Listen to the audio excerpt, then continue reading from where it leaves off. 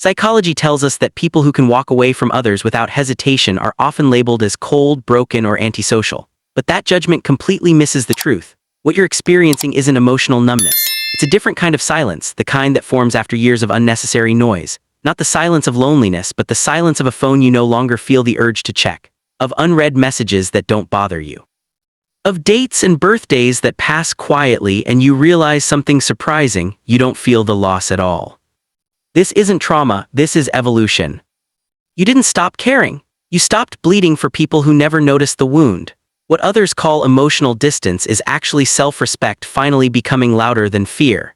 And if you've reached a point where you'd rather be remembered honestly by no one than falsely by many, then you need to understand what's really happening inside your mind and nervous system.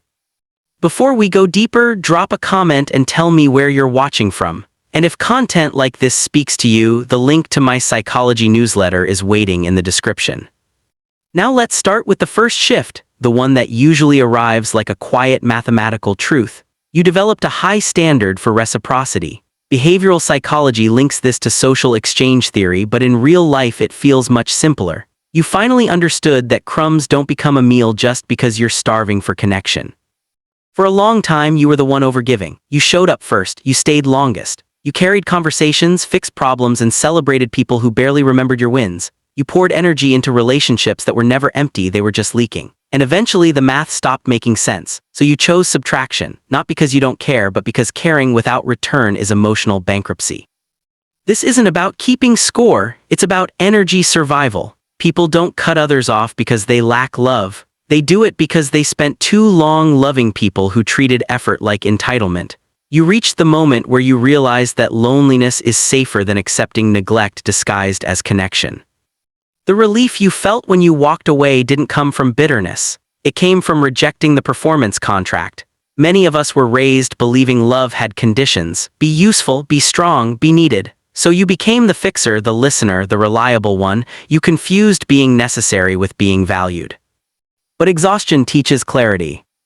You got tired of shrinking yourself to remain acceptable. You realized something painful: you had already been alone even when surrounded by people.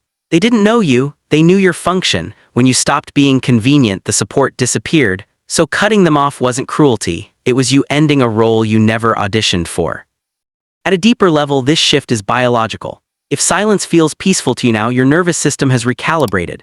Neuroscience calls this neurosception, the body's ability to detect safety before the mind does. While many people stay addicted to chaos because it feels familiar, your body learned to reject it. You began to notice that certain people made you tired before they said a word. That heaviness was your system protecting you.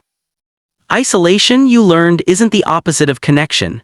It's the absence of constant emotional threat. You're not withdrawing, you're regulating. That's why your quiet feels healing. You sleep better, you think clearer, your body knows it's finally safe.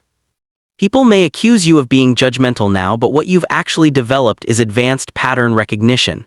You've seen the same story too many times. You recognize one-sided effort. You hear distance in excuses. You trust actions more than promises, and instead of waiting for closure, you accept disrespect as the answer and disconnect without drama. This isn't coldness, it's intelligence.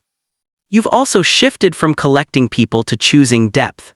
While society glorifies wide circles, psychology reminds us that real connection is rare and limited. You realized you had many names and very little loyalty, so you simplified, you became selectively social. You chose peace over popularity. One of the most misunderstood traits at this stage is indifference, not hatred that still costs energy. Indifference is freedom. You don't announce departures, you don't seek reactions, you simply remove access. It's not punishment, it's protection. And finally, you stopped trying to earn your place. You understood that love cannot be forced into respect. You walked away from relationships that required you to beg, explain, or disappear to belong. Especially when it came to family, you learned that shared blood doesn't justify emotional harm. Toxic is toxic, no matter the title. So let's rewrite the story. You didn't become cold, you became selective. You aren't broken, you're awake. You're not giving up on people, you're giving up on the version of yourself that tolerated less than you deserved.